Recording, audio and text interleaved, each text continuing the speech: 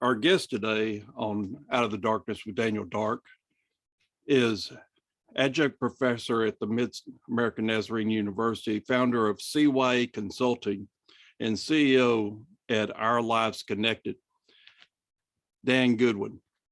He has brought business to businesses. Let's greet the wonderful Dan Goodwin. Hey, Dan, how you doing today?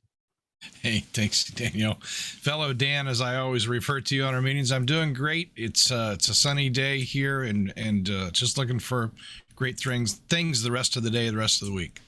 I understand that. That is wonderful. Before we get into the interview, really, I'd like to find out a little bit more about your CYA Consulting. Could you give us a little bit more about that? Sure. CYA Consulting came out, by the way, CYA, everybody wants to know what that stands for. Cover Your Assets. And you may have heard it differently in your locale, but that's what, as my UK friends would say. So CYA Consulting was born out of a successful corporate career that I left many years ago, where I did internal investigations for a major telecom company. And when I left that employment and struck out on my own, what I discovered, Daniel, is that my friends and family that own small and medium businesses had the same types of issues as the big boys, the big corporations. However, they didn't have a dedicated security investigator, or maybe an HR person on site, or an employment attorney on speed dial. And I was able to give them a construct on how to work through issues that they were facing. So that's really where CYA Consulting was built out of. And it's all part of an umbrella of different projects, entrepreneurial projects that I'm that's covered by the Our Connected Lives banner. So that's kind of where that came from. Very good. Very good. I was just, curious for myself to know a little bit more about it. And going on to the first real question, all of us have had darknesses in our lives. And I know that, some people, they dwell in that darkness and never come out of it. And then some people excel out of it. And, who were you before you became the amazing Dan Goodwin that we see today? A work in progress, which I still am, by the way. I don't feel like I've arrived, and I always look very skeptically at people who self-announce that they've arrived. I feel like we're always a work in progress. So my early life really shaped where I am today and where I hope to keep improving and keep growing. So when I was 15 years old, my mom was diagnosed with lymphoma. Now this was, late 90s, late 70s, early 80s. So now you can kind of guess where I am on the age continuum. But I will tell you, the 3 years that we had with her, she passed in 1983. I was a senior in high school, had just graduated. And the very dark time in my life, to lose my mom. And then my younger brother was 6 years younger, so he was 12. So I think it impacted him more, in a way, even more than it impacted me. But that shaped my response to life. I was fortunate to have some really great influences during that whole time before Mom was diagnosed, and walking that journey. And way back then, I've talked to the medical profession on this. The chemo treatments back then were brutal. I mean, they're not as fine-tuned on the cocktails today as they were then as they were now.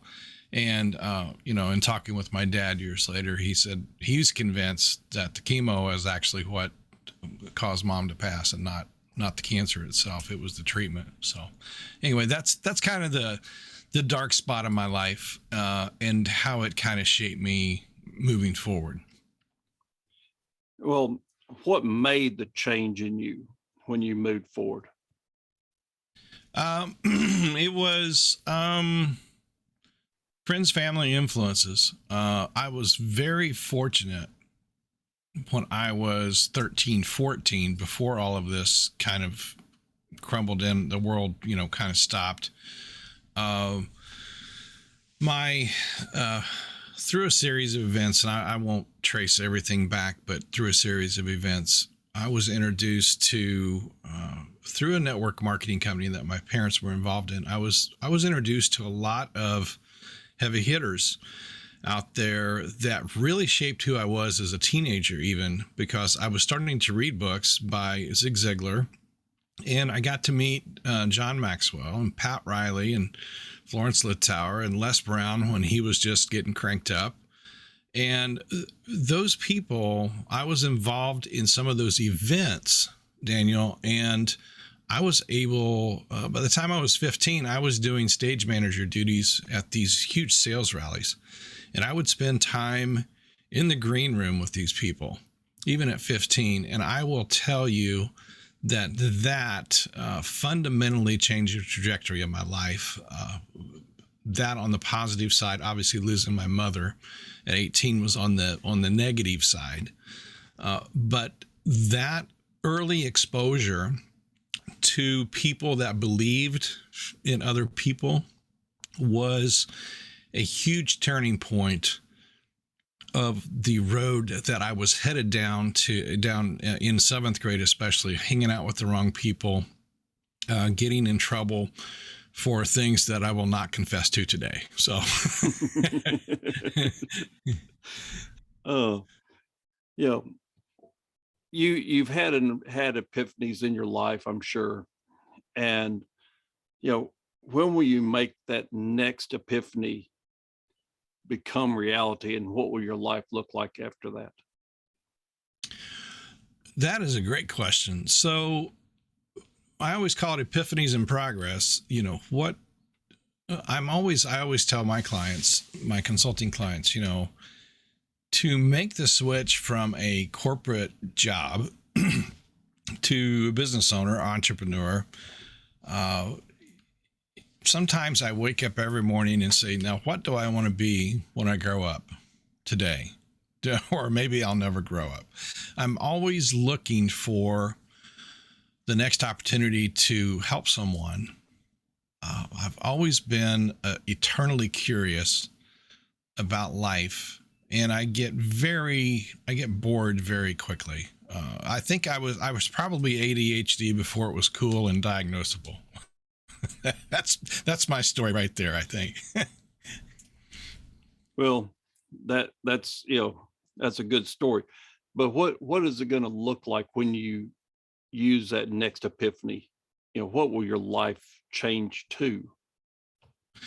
uh, Higher impact, more of the one to many. Right now I do a lot of one-to-one consulting, and a lot of it's reactive. I'm helping people work through and solve issues. The proactive piece of my life is really where I see it getting a bigger platform.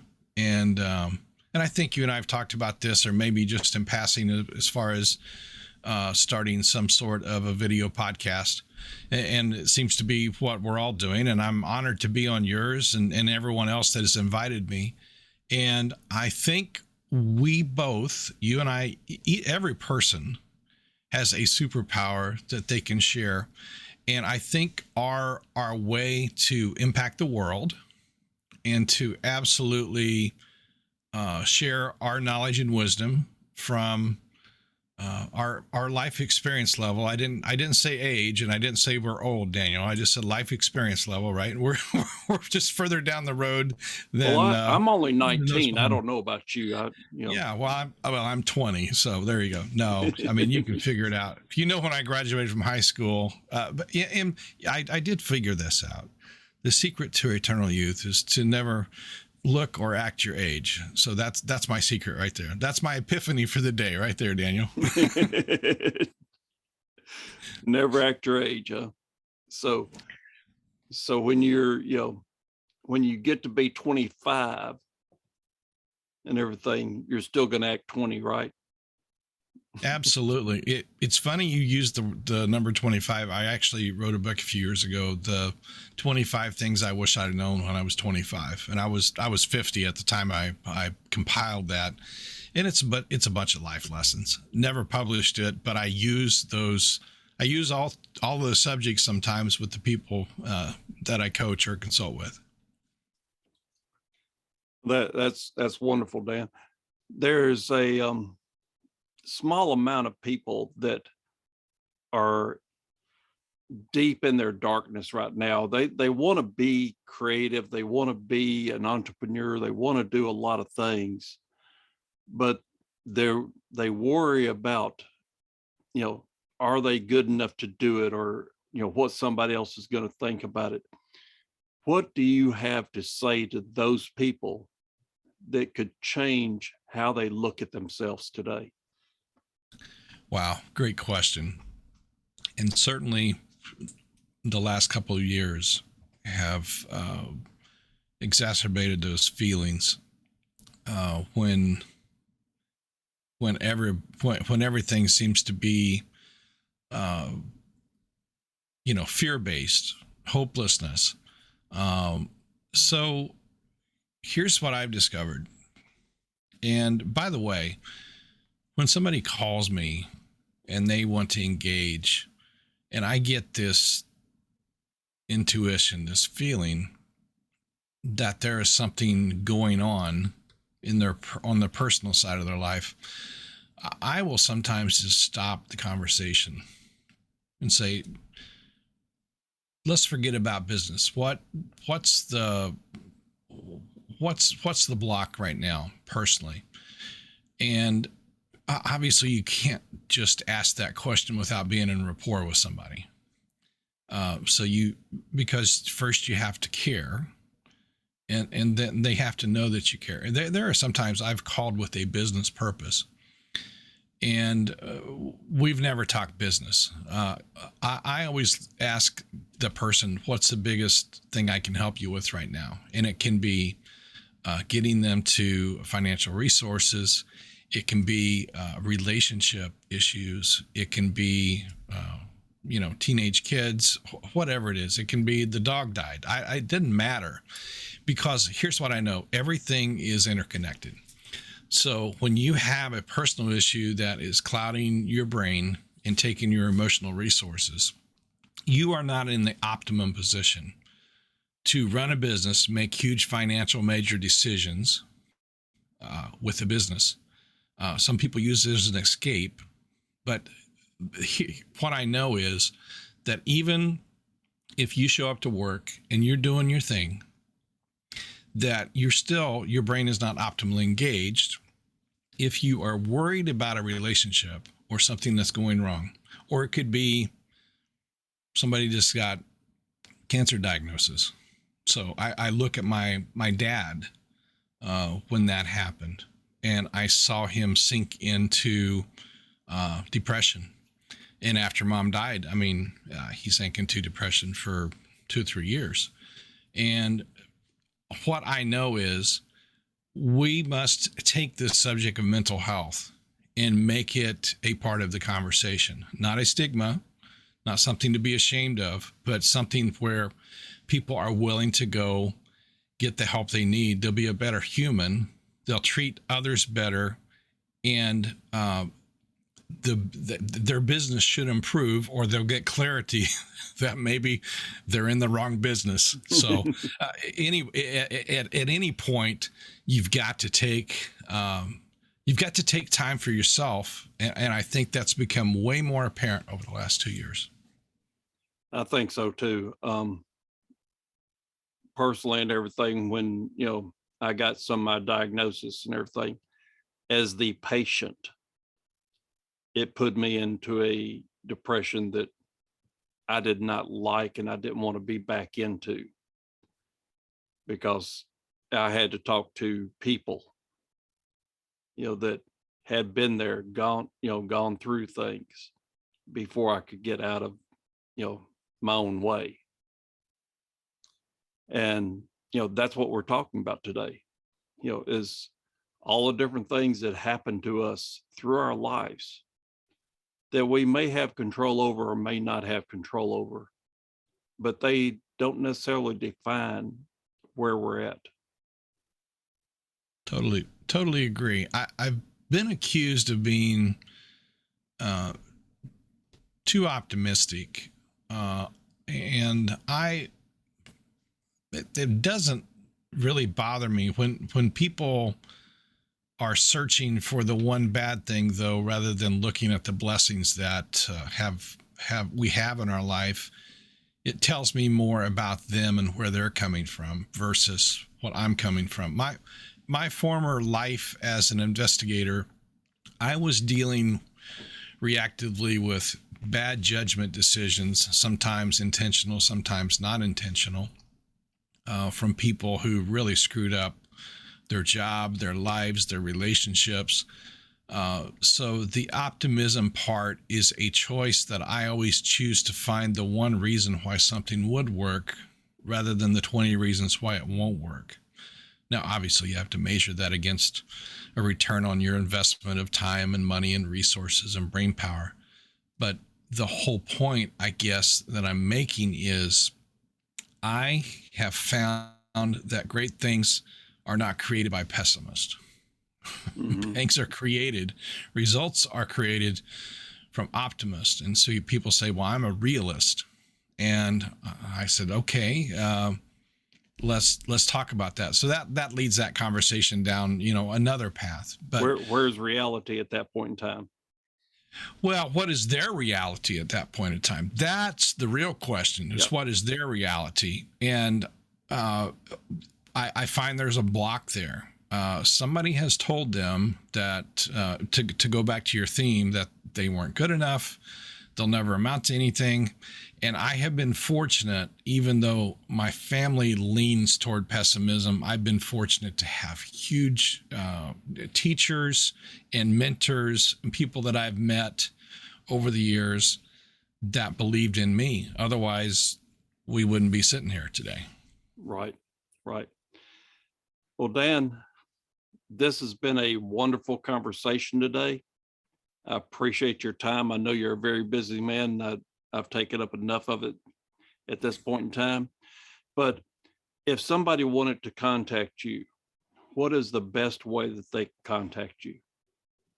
Well, thanks for asking. So my playground is LinkedIn, and I think you know that, and the people that we hang out with know that. So Dan Goodwin, CYA Consulting. If you type that in the search bar, I promise you'll find me right on LinkedIn. That's where I spend about 99% of my day, is working through LinkedIn and setting up meetings and meeting with clients and et cetera. And you say you work with one-on-ones with people. What's the largest group that you'll work with? About 10, maybe 12, to keep the dynamic kind of where I feel like I'm the most effective with people. And I find if you start getting 15, 20, 30 people, somebody's not going to be served at a high level, because the groups that I have run in the past, I always there is a one-on-one element outside of those 2 group meetings per month, and because I'm checking in with everybody. So, but yeah, 10 to 12 is a good dynamic for me to be the most effective. Well, I know that you do some keynote speaking and stuff. How does that impress your life? Better now that everything's cracking back open. That always helps. I mean, I love virtual. I love being able to connect. I've actually connected with more people around the world in the last 2 years than ever before. But there is something to be said for in real life, high fives, fist bumps, giving hugs, whatever everybody's comfortable with. And I like feeding off the energy, and I can do that over the screen, but I feel like I'm nuanced. I'm better in real life than on a screen. So So one last comment of mine to you is, we're talking about getting better and everything. People ask me how I'm doing because a lot of people know about my health and stuff. I tell everybody I'm fine, but I'm getting better because I've always got room for improvement. absolutely, And if you know what the absolutely. definition of fine is, freaked out, insecure, neurotic, and emotional.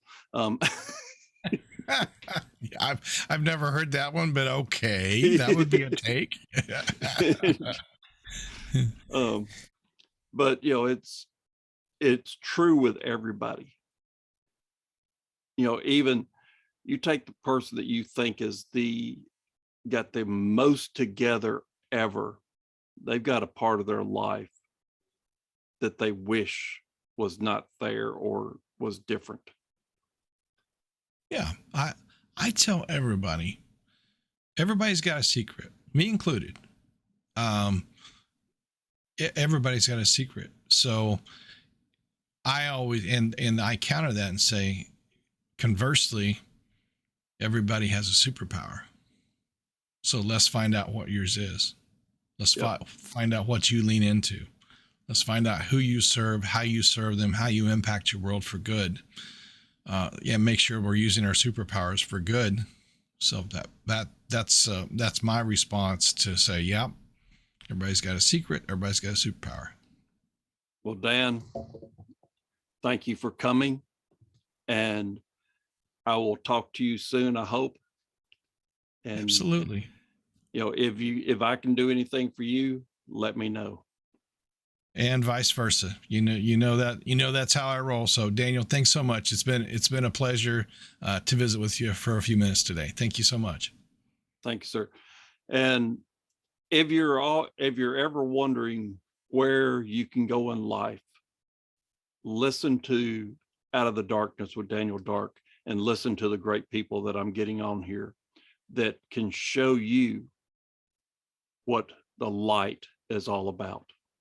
This is Daniel Dark saying good night.